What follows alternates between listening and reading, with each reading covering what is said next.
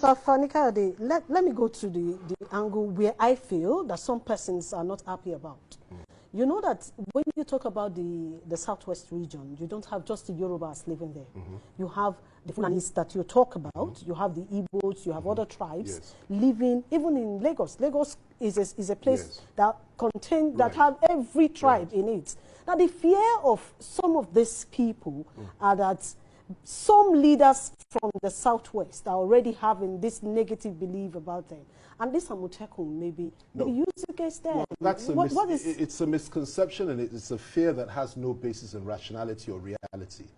Nobody's discriminating against those that live within the Southwest. The Southwest is the most liberal, the most open place in Nigeria to live. It doesn't matter what your faith is. It doesn't matter what your ethnic group is. You can live there in peace. And that for us is a matter of pride. We don't discriminate. We've never discriminated, and we've never gone out to kill people that are not from the Southwest in our region. It's never happened in our history. So that settles that. But the issue is this. This initiative has been established to protect not just indigenes of the Southwest or people that we describe as sons and daughters of the Oduduwa.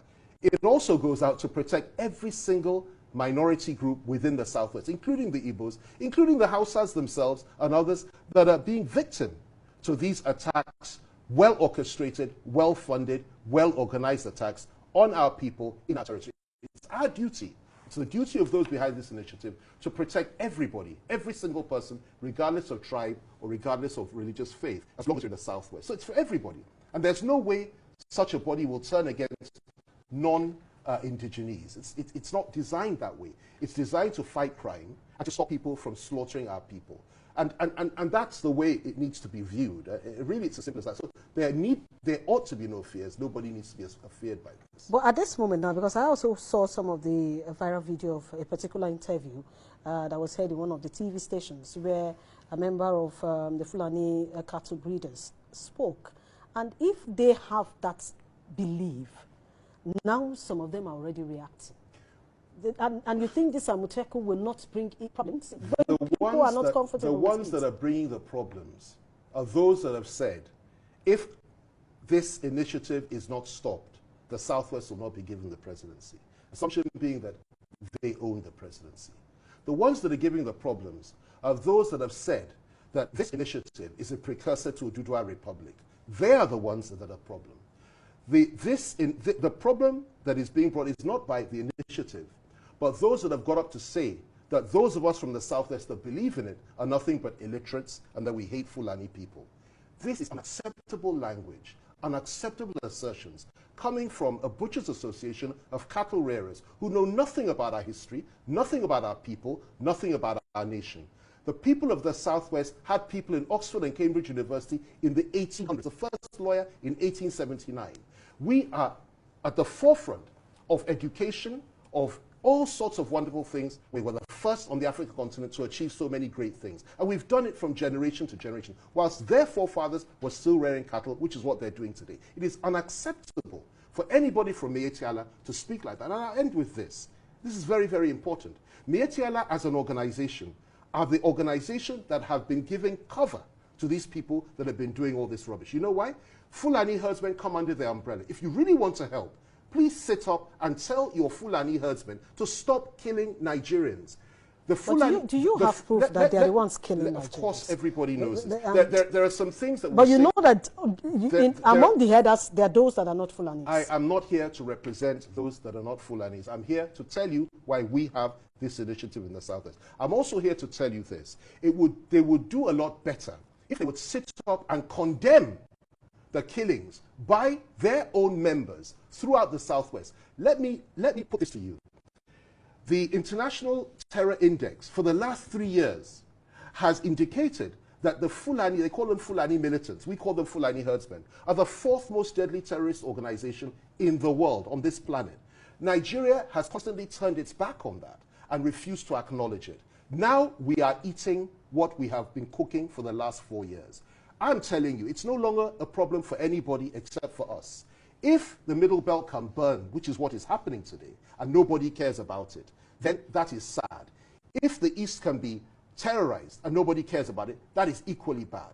If it can happen in the South-South and even in the Northwest itself, where Zamfara, Katsina, and so many people are being attacked by these same people, many of whom are not even Nigerians. They are non-Nigerian Fulanis mainly.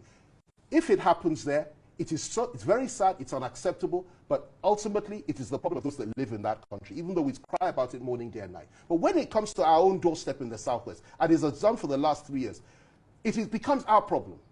And ours is to defend our people, defend our women, our children, defend our elders, and defend our dignity and our lives. And we will do that no matter what it takes. That is the way a Yoruba man behaves. We do not go to war lightly. We do not lift up arms lightly. But when it comes to it, if we're pushed to the edge, we stand and we fight, and we do not retreat. Okay. Now, nobody's looking for a war here, but we will defend our people no matter what anybody says, unless they step in and do the right thing and stop this nonsense that Mieti Allah is promoting and supporting, and stop these insurgents, these terrorists, from killing our people. Now, there's a question I need to ask. This question, a lot of persons have asked the same thing. Yes.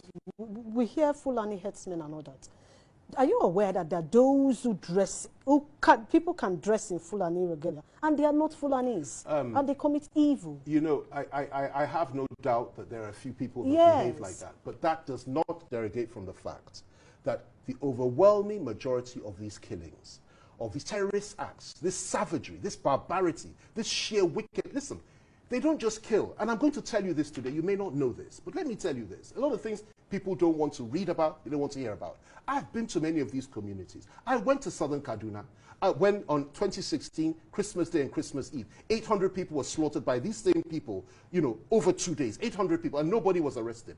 You go and see what they actually do. It's not just about killing. They slit people's throats. They take people's hearts out. They take people's eyes out.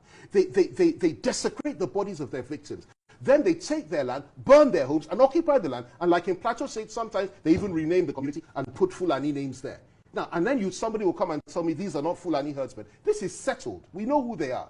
The question is this: does this government, which is led by a Fulani man, have the will to rein their people, you know, in and stop them from doing this kind of nonsense? If they do, we don't have a problem. Although they failed for the last 4 years, we can count our losses and say, okay. But if they do not, you do not expect us to keep quiet and act as if all is well, and turn our backs to the bleeding and the dying and the destruction of our own people. We will not do that. Now, let's go to the legal issues, because I always don't want people to come to say Fulani headsmen. What I prefer is headers, the violent ones. Yeah, I'm sorry. I'm sorry, Joma. Yes. You know, I have written about this extensively over the last 4 years. I've been vindicated and I've been proved right over and over again. When nobody was saying this, I was saying this would happen. I refuse to drop that term, because when the Ijaw militants or whatever were attacking people, nobody said they're just militants. They said they were Niger Delta militants. I refuse to do them that favor. I refuse to try to sanitize it. This is a very serious problem that we have. Let me give you an example of what destruction can be like when people come and burn houses and destroy. I was in Anambra State, Orafite, a few weeks back. I went to see an old friend of mine. I was there on a Sunday in the church.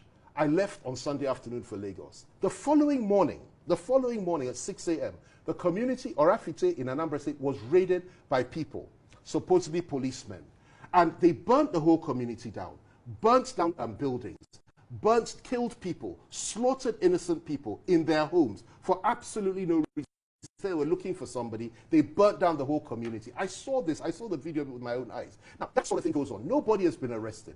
Rather, the victims have been the ones that are being targeted and chased all over the place. This is unacceptable. Now, this sort of thing is happening under this government. This is not in the Southwest. It's in the East. And I feel that any Eastern child, anybody from anywhere in the country that is treated in this way, we should all feel it. This happened in Orafite in Anambra State. And then you will now tell me that the governor of that state does not have a duty and obligation to protect his people, or the governors of the Southeast do not have a duty and obligation to protect their people? Of course they do, just as every other governor does. And that's the way the Constitution is wired. The governor is the chief security officer of the state. Allow him to do his job.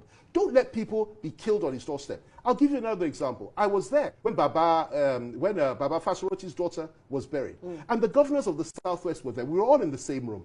And, you know, we were all asked to say a few words. People started saying, I should speak, because they knew I would state the case clearly about how we felt about their failure of leadership and protecting our people. But I didn't say a word, and I'm glad I didn't. You know why? Because they got up. I think it was the governor of Ondo State that got up and said, we are not bastards. And Shomwali. He said, we are not bastards. We know what is going on, and we will do something about this. And they honored their word a few months later and came up with this initiative. And I commend them for that. And I will stand by them. Afeni Ferre stands by them. Yoruba Summit Group stands by them. Every Yoruba man worth his salt, every decent, civilized Yoruba man that is compassionate and kind stands by them and will continue to stand by them until the end of time.